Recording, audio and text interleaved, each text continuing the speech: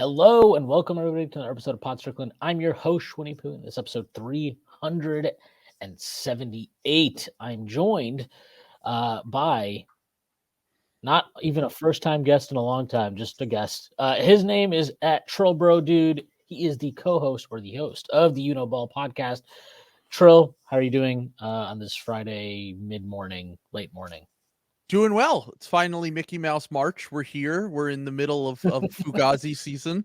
So I'm very excited for everyone to overreact to some first and second year players balling out over the next few weeks as one does towards the end of the season when teams are tanking and readjusting for better lottery odds. I actually call this the month where Miami drinks devils. They pray to the devil and drink the blood of innocents, and become great at basketball again. That's what I view this month as. Yeah, actually, I don't know if you saw this, but Pat Riley did see a shadow. So Demon season came early this year. Their net rating for the last 3 weeks has been like a plus 10.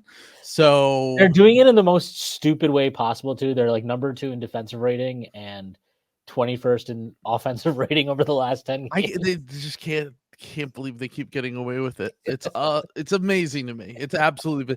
De'Aaron Fox after the game the other night was like, it's an ongoing joke every time we play the Heat. It doesn't seem to matter who they put out there. It feels like it's an NBA Finals team because they played him without Jimmy Butler the other night and lost. Like, it was crazy. That game was wild. Like Jaime Jaquez was putting up the most bullshit shots, just fucking cooking. Domantas Sabonis did Domantas Sabonis things where you're like, wait, what kind of triple-double is this? How is this happening? It was unbelievable. We're going to talk about all that. But before we get started, a few announcements. First being that Strickland has a Instagram. Check that out. That is at the Strickland on Instagram. We are posting all kinds of new content on that. Strickland also has a YouTube channel where you may be watching this podcast. If you are not done so already, please hit like, subscribe to the channel. Leave us a comment. That'd be a huge help to us. Strickland has merchandise, which you can find on our website at www.thestrick.land. There's a link that'll take you to the merchandise store, and you can find all kinds of cool stuff. T-shirts, sweatshirts, hats, coffee mugs, water bottles, you name it, we've got it. And finally, the Strickland has a Patreon, which you can subscribe to. There are a number of different tiers. There's a $6 tier that gets you access to Pod Strickland's podcast that I host every Friday, generally with Prez, except when he's not here and he's out saving the world.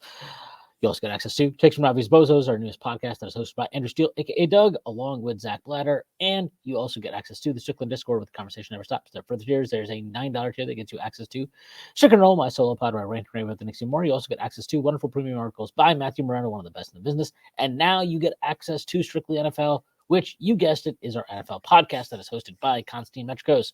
There are further tiers. It's $15 tier, $30 tier, $50 tier, and $100 tier. Those come with a variety of additional benefits, listening on pod recordings, merchandise discounts, and even potentially co-hosting a podcast alongside yours truly one day, whether you choose to subscribe or not. None of this would be possible without you. And none of this would be possible without Bet Online, which I'm about to tell you continues to be your number one source for all your basketball wagering needs, including pro and college hoops throughout the year. With up-to-the-minute odds, stats, and trends, you can follow your favorite team's path to the playoffs with in-game live betting, contests, and all the best player props. Experience the world's best wagering platform anytime from your desktop or your mobile devices. Head to Bet Online today to become part of the team. Remember to use promo code BELIEVE, BLEAV, for your 50% welcome bonus and your first deposit. Bet Online, the game starts here. We've also got a great new sponsor. I've loved betting my friends and betting them on anything sports games. Who's Fast? That's what Cut allows me to do. The Cut app is a peer-to-peer social betting platform that's legal in 40-plus states. Cut has customizable odds, tracking capabilities, and an entire social network with group chats, user profiles, and rewards. All payments, no need for Venmo. What can we bet on? Well, I guess if you listen to the intro, we should probably bet on Miami to win the fucking Eastern Conference. And if you want to fade that, good luck to you, because they probably will. Use our promo code BELIEVE Knicks, BLEAV Knicks, for a 10% welcome deposit bonus. Don't forget that promo code again. That's BELIEVE Knicks, BLEAV Knicks. Put your money where your mouth is. All right. So I would love to do the thing where I'm like, oh, I wanted to have you on and talk about this thing. I had you on because Prez was like, I can't do it this week. So yeah, thanks. Shout out to Trill for jumping on at the last minute here. But now that you're here, we can commiserate, because I think we both have teams that are experiencing the most annoying injuries at the most annoying part of the season. I talked about the Knicks thing on like 7,000 different platforms and podcasts, so I don't really feel like discussing that more unless you have questions about it. But about the Sixers, so Embiid is out. Everybody knows that. what the fuck happened with Melton? Because he came back, right? And Yeah. then and now he's hurt again. Like, did they rush him back or was it just bad luck? No, complete opposite. They were very careful with his injury. He got injured. So he got injured the last week of December. He tweaked his back, and they basically were being careful with it. They sat him out for a week. They brought him back for 2 games, and then he re-injured it. So they sat him out again. It got to the point where we were like, are they going to trade Melton? Because it kind of felt like this back thing was something that was not going to go away easily. It's almost similar to like a hamstring, it feels like, where like it's just going to keep popping up over and over again. And with the Sixers' current situation, at the time of the deadline, we weren't even sure if Joel was going to come back this season. So obviously they had a ton of tradable salary at the deadline. They didn't have to move Melton, but if the team thought that he wasn't going to be able to play, and if this is going to be a lingering issue, he's a free agent this offseason. So I'm not really sure what the plan was. Now, he came back. He played about 3 games. They were slowly getting him back into things. Even for Nick Nurse, I mean, he was only playing him like 18 minutes a game. And Melton's a guy that he was relying on heavily early in the season for big starter level minutes. And he wasn't getting the ISIS Nick Nurse rotations yet. Yeah, I was going to say he was not quite on the ISIS level of rotations. I mean, Maxi's really the only one that's had the brunt of that recently, because it's just kind of like if Maxi doesn't play 42 minutes a game, we lose. So right now it's basically got to the point where Melton re-injures his back. I mean, I don't know if he's out for the season. I don't know if it's a thing where they're just going to try to bring him back for the playoffs, if they even make the playoffs at this point, which sounds insane to say, but you never know what can happen. They're very likely to be in the play-in at this point. And yeah, I mean, it's just Embiid's obviously the big one. If Embiid's healthy, they're going to have a shot in the playoffs, in the play-in, whatever. But Melton is just another guy that getting Buddy Hield and Kyle Lowry helps a little bit with losing Melton, because before, when we lost Melton, it was like Patrick Beverley 35 minutes a game. Jaden Springer. It was like Jaden Springer. It was like we just didn't have any guards that we could play beyond Maxi. But I think the idea behind getting Buddy and Lowry was basically to give them, and even campaign in that Pat Bev trade, was getting them a little bit of insurance in case they lose one of these guys down the stretch and Melton can't play. And it's looking more and more like Melton is. I mean, I would be surprised if we get real big minutes from him for the rest of the season at this point. I mean, he's re-injured his back twice. Like I said, it's a lingering thing. And Melton's been incredibly important to the team, especially before they made those trades, because he was the only high volume pull up and catch and shoot threat other than Maxi on the team. And when he would miss time along with Joel, they were shooting like 23s a game. So now math. Yeah. They were, the math battle was against them every time. But like I said, the acquisitions of Buddy and Lowry, and even to a lesser extent Campaign, who occasionally will just come in and have a heater off the bench, makes things a little bit easier to sustain Melton, because the defense without Joel is just bad. It doesn't matter who plays. Like we could start 4 defensive first guys and Maxi with Joel out, and the defense is going to be bad. It's just, they don't have his rim protection. They don't have that presence in the paint to kind of keep teams from just living in the paint and at the rim. Melton helped generate turnovers. Melton's a great help defender, but he wasn't keeping anyone out of the paint or the lane. So it's one of those things where, like, I'm kind of to the point where I just think the whole team should just lean into offense. I don't think that they should. Anytime Joel's off the court, the defense is horrible, and the offense in spurts can be good as long as Tobias Harris isn't suffering from CTE like he has been for the last 3 weeks. In spurts, it can be like very good, one of the better offenses in the league. And like I said, losing Melton certainly doesn't help the defense, but I think that they can kind of make up for it now with the acquisitions that they have. It's funny that you mentioned how the defense is just garbage no matter what when Embiid sits, because this is like where I'm at now with the Knicks, where I'm just like, yeah, if OG's not playing, the defense is just going to suck. That's just what it is.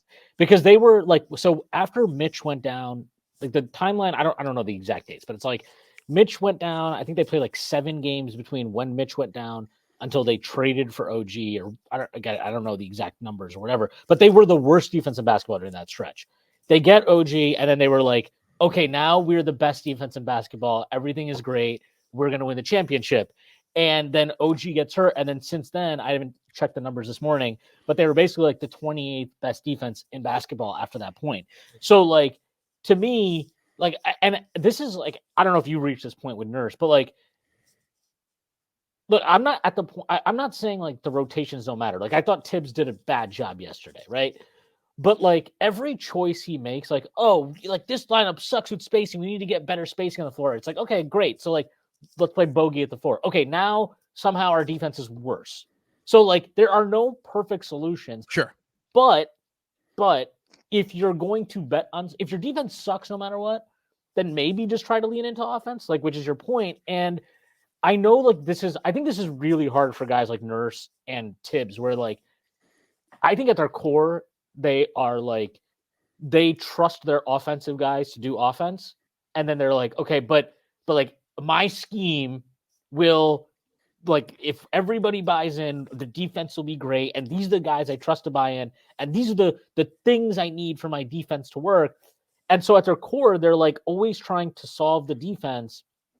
And it's like, dude, I don't think there's a way to solve this right now. You just got to like move the fuck on and try to make the best of what you have right now. But I do find it hard to like I don't know. Like, there's stuff like, I'm not some fucking huge Tibbs guy or something, as you may know, but like, I just find it hard to get too upset all the time with him right now, where I'm just like, I don't really know what the answer is. Like yesterday was annoying because it's like, dude, like you don't need size against Golden State. Like, and the size is not winning you anything. You're not owning the glass. You're not owning the libs, dude. You're not doing it. Try to find a different way to do it. And it's like, just play deuce more. Play guys that are playing well. It's not that hard. And that's the part that's frustrating. But like, you know, in the grand scheme of things, none of, like, I'm sure you probably feel this way. You're like, look, none of this matters until Joel is back. And that's kind of how I feel about the Knicks. I'm like, none of this matters until OG and Randall are back. If they're not back, like, it didn't matter. Like now there's this whole thing of like, oh, well, like, did the Knicks fuck up trading Grimes for Bogey and Brooks? Maybe they did fuck up, but I'll tell you this. This is one thing I know.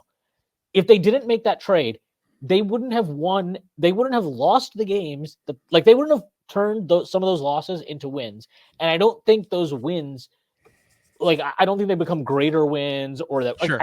I don't think it matters until you see what this team is with those guys back. And it's like, everything until then, it's just kind of like, we can talk about it, but the reality is, you are like, every time you're like, oh, well, I want better spacing on the floor. Okay, then you're killing your defense. Oh, well, I need to get more defense on the floor. Okay, now your offense sucks ass. So it's like every decision you make is just robbing Peter to pay Paul.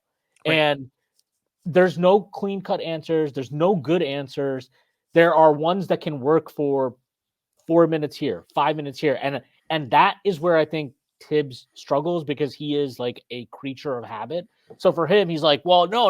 I before the game, like, I had this plan. Like, Jericho Sims comes in at fucking 6:30, and then we go with Precious out here. And it's like, dude, yeah, that's all great, but like, you know, can you fucking do something here? Because it's not working. And I think, like, I get that frustration from fans, because I have that frustration too in game. But when I like sit here the day after and I'm not, you know, in the heat of a game, thinking about it, talking about it, watching it. Yeah, you seem really normal and well adjusted right now. Yeah, very, very, very normal. Podcasting on a Friday morning, normal stuff people do. No, but I get what you're saying. Like, I've been losing my mind a little bit too, because people, the immediate gut reaction, and this, I think this is just a Northeast sports fan thing, is negativity immediately. And everyone has especially when Boston's doing well. It's like, God, can you guys fuck off forever? Well, the thing with Boston is that they get Kristaps Porzingis, and he has the healthiest year of his career. A year after they got Malcolm Brogdon, he had the healthiest year of his career. Rob Williams, they trade, and he's done for the rest of his life playing basketball. Apparently, Porzingis is getting traded this summer, and he's going to die on his next team.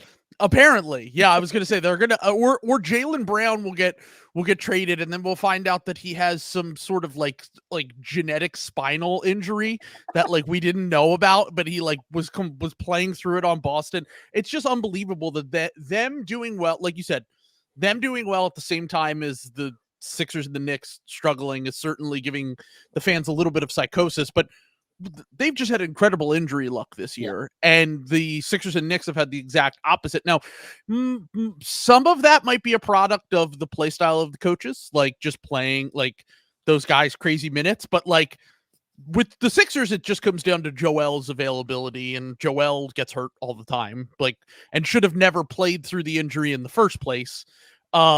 Which, you know, look, maybe you can put it on the coach. I think it was more on Joel, like just being, and like the team and the doctor should have protected him more so than the coach, who is, you know, just going to play his players if they say that they're okay to play.